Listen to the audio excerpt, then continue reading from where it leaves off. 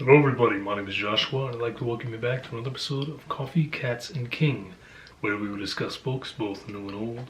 I will share with you pictures of my cats, will make you wish they were your cats, and I will drink enough coffee for me and everybody watching. My wife made me an iced coffee today. Just makes sense. It's like 18 degrees outside, so why not have iced coffee? And my shirt is one of my Jimi Hendrix shirts. I said something similar in my last video, so I'll kind of paraphrase myself here. If you are not a fan of Jimi Hendrix, please lie to me, because otherwise we cannot be friends. It's just the way it goes, guys. I'm here today with my February TBR. As you saw in January, I had a great month last month. The vast majority of my reads last month were 4 and 5 stars. So I'm hoping, of course, we always hope for that kind of a reading month. But I've tried to make this one a little more varied. Really tried to go with my gut on what I thought I would be most interested in for the month, what I thought you guys might be interested in. And so I've come up with 10 books here, 10 physical books, plus a bonus. And there's only one that I'm going to talk about as far as a Kindle. So I guess technically I've picked 12 books. But before we get into any of the books, I want to go on and give you guys some cat footage. I've been really bad about skipping the cat footage just because the video has been coming out a little longer. And again, if I didn't do so much talking, there'd be more time for cats. So let's make some time for cats.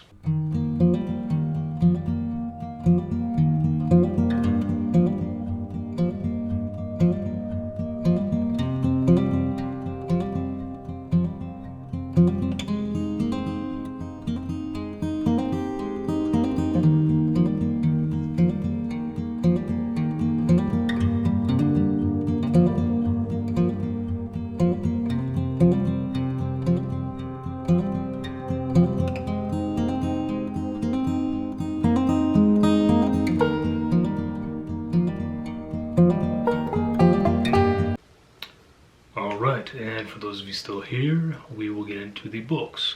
And the first one I'm going to talk about is the follow-up to Cobweb Bride by Vera Nazarian, I believe it is. And that is Cobweb Empire. I may or may not have put up a review of the first one at this point. If I have not, then look for that soon. And if I have and you haven't seen it, then please go watch it. I'm not going to talk a lot about the second one, obviously, for those reasons, because I intend to do a full video just on Cobweb Bride. But I will say that it is an absolutely incredible book, and, well, again, watch the video. You'll see why I was so excited to jump right into number 2. Let's get into the physical books. The first here is a Robert Sheckley. This is Immortality Inc. And I've actually started this book already. So that's why this is kind of my first read of the month. This is about a man that is pulled out of the year 1959 as he is in a major car crash, about to die. Suddenly he wakes up on a table. It is now the year 2110, and he has been sort of resurrected, if you will. They saved his mind and saved him and just put him in a new body. This is actually kind of a, it's a satirical, humorous venture, if you will. And yeah, I'm looking forward to it. Now, last month I also read a short story collection from Eric Frank Russell. It didn't turn out that great. It was a so-so read. A couple of the stories were good, a couple of them weren't. But I've decided to give him another chance because I kind of have a backlog of his stuff. and this one sounded really interesting. This is Dreadful Sanctuary. First of all, it has a really beautiful kind of painterly cover. So this is a book that takes place at a time where the United States has shot 17 rockets into space. The last one was manned, and all of them have been blown up. And I don't say that they blew up, I say they have been blown up, because by the time we are ready to send the 18th, we kind of realize that it is not the fault of us, but it is in fact the doing of someone or something else that is preventing us from getting these rockets into space. That title, Dreadful Sanctuary, is basically referring to the planet Earth, and in this case, we're stuck there whether we want to be or not. So, again, interesting premise. He kind of let me down on the last one, but we'll see how he does in the slightly longer form. Alright, now for some horror. This book was an option last month for me to read, and it did not win in the little voting poll, but I was still really excited about it, so I decided to go on and give it a read. And that is The Amulet by Michael McDowell. It has a really great cover. Michael McDowell is quite well known for those who have been reading horror for a long time. That said, this is actually my first foray into him. I know that he has some very popular books, The Elementals being one of them, the Blackwater series, and a few others that just really got big. The Amulet I haven't heard as much of, but a lot of you in the comments said that this was a really great book and you really wanted me to read it, or that you have it on your bookshelves and you have not read it yet and you were hoping to see what I thought of it. So I'm going to get to it this month, and we'll clear some of those questions up. For those of you that have been watching the channel for a while, you know that I've recently been on a kick of these creepover books. They are for a younger audience, of course, but I grew up with R.L. Stine, with Shivers, and the like, and so I've really been enjoying them actually, and I've found some genuine scares in a couple of them. So I'm going to continue that along. This is the 7th book in the series. This is She Real? And these are all by P.J. Knight. Now, Alex the Bookybus told me that she believes P.J. Knight is just a name for a collective of authors. I don't know.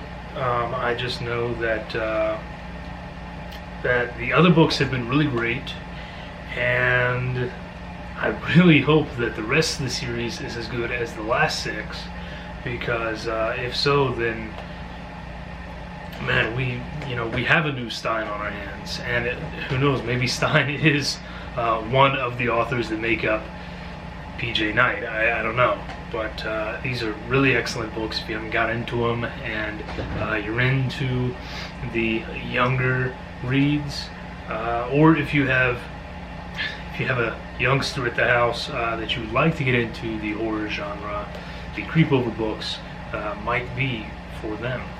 Moving along, this one should come as a surprise to no one. 2 months ago, I read Michelle Baker's Borderline.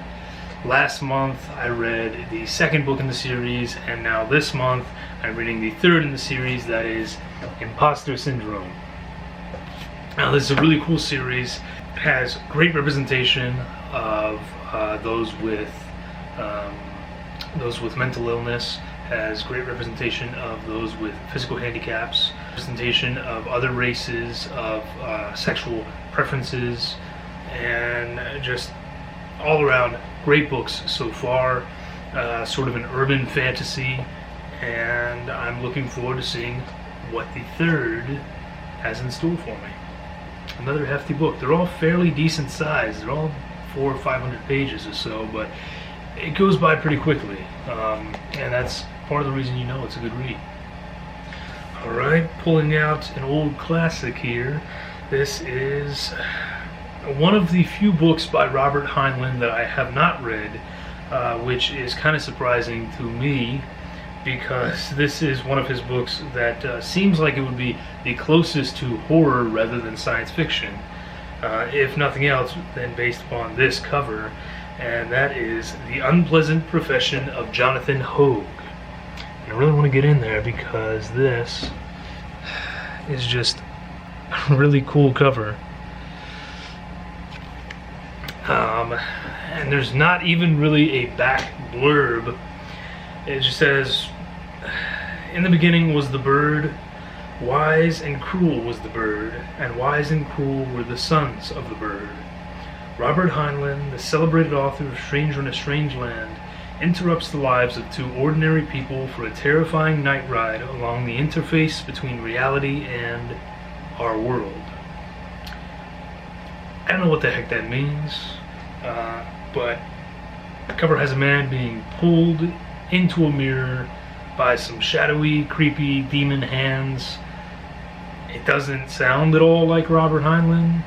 It doesn't look like Robert Heinlein, but I'm very much intrigued. I'm sure someone out there, probably Michael K. Vaughan, has read this book, and if so, feel free to give me your thoughts and opinions down below.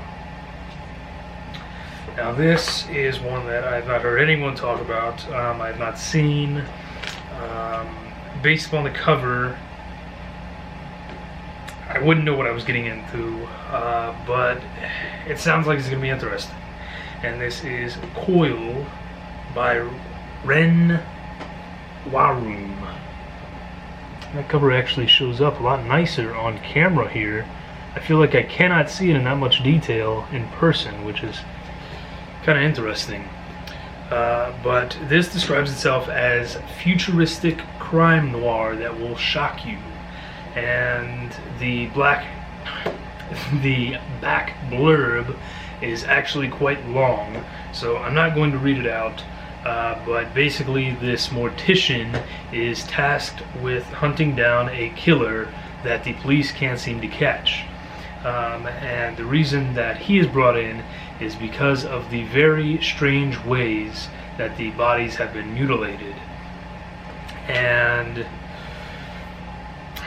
really the only other thing I know about this book is that it gets kind of biomech and techie, and that it has a lot of body horror. Body horror is one of those things that always kind of gets to me out of everything, you know, and I want to read more, so I'm hoping that Coil can kind of do that for me and start me off in the right direction for this year, you know.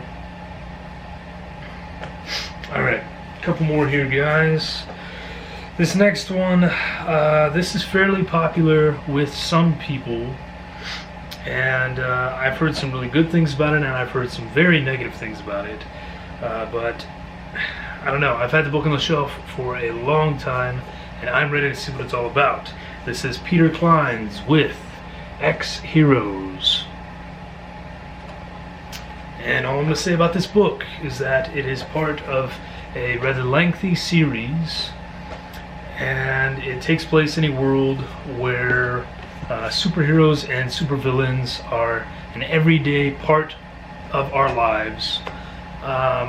Unfortunately, a couple years ago, there was a zombie outbreak, and those same superheroes were not able to stop it.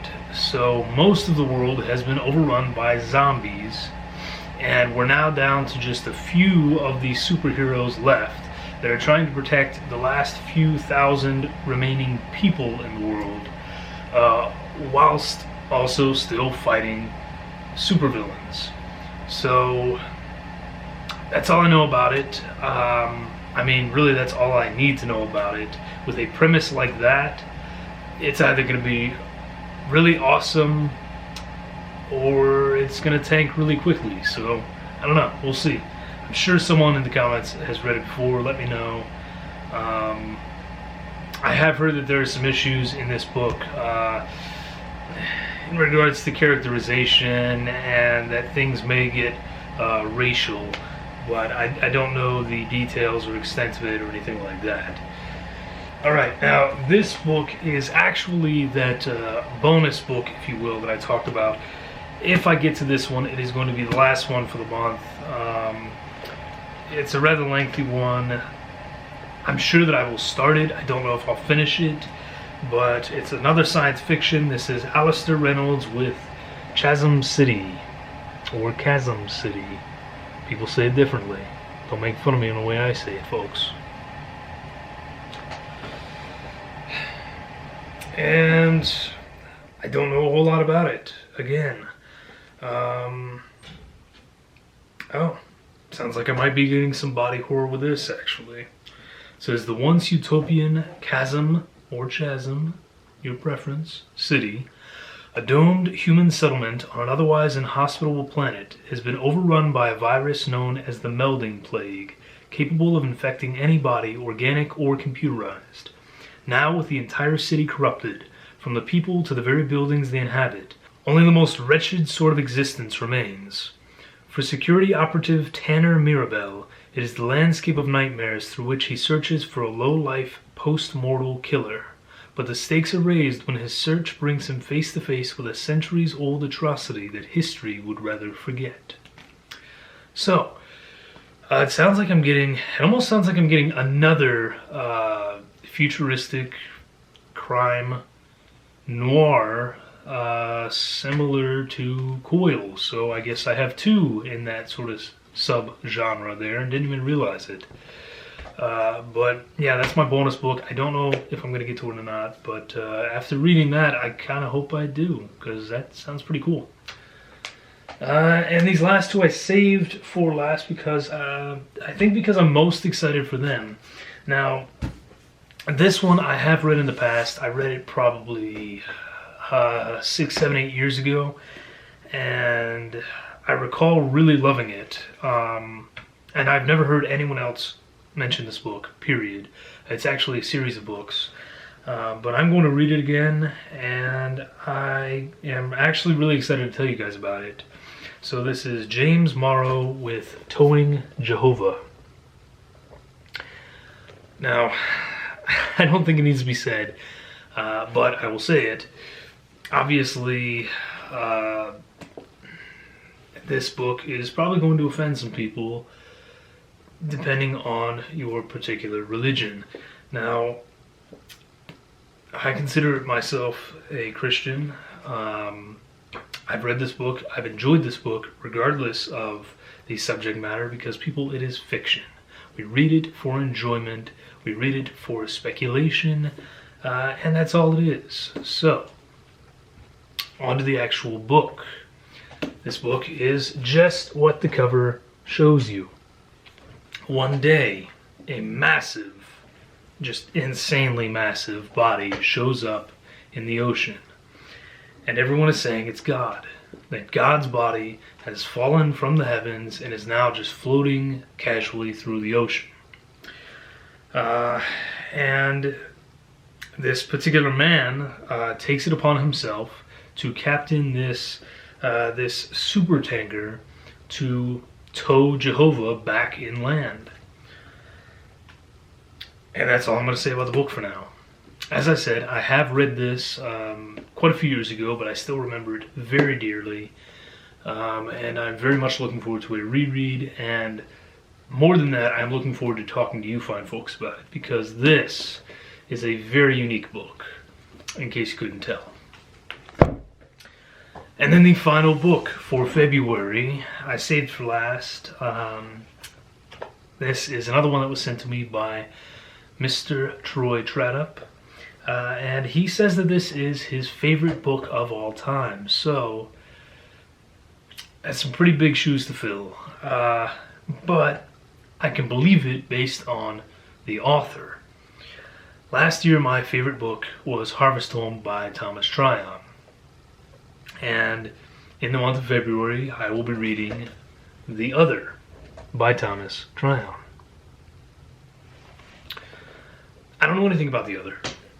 I don't want to know anything about The Other. I have not read the back. I'm not going to read the back. I want to go into it completely blind. So, anyone who has read it, don't tell me anything about it in the comments. Do not mention the other. Mention any of the other books you want, but not the other, because I want to go in with no expectations, or as low of an expectation as I can, which is going to be tough since Troy's already told me that this book is the greatest thing since sliced cheese. But that's just I don't want to know about it. I want to go in blind. So those are the books I intend to get to in February. I think it's a pretty nice mix. I'm trying to push some more science fiction in there because I have so many to get through, and because I enjoy science fiction. I do have, a fantasy or two in there, and of course I'm sticking to my roots, and I have plenty of horror. If I manage to finish all these books this month, I have a couple ideas of what I'm going to add in at the end, but that'll do it, guys. Tell me what you think below. Not much else to say, really. I hope you enjoyed the cat footage. I plan to give you plenty more of that in the future. And that's all. Have a great day, a great week, month, year, etc., etc. Drink some coffee, whether it's hot or cold outside. Coffee is good for all occasions. Cheers.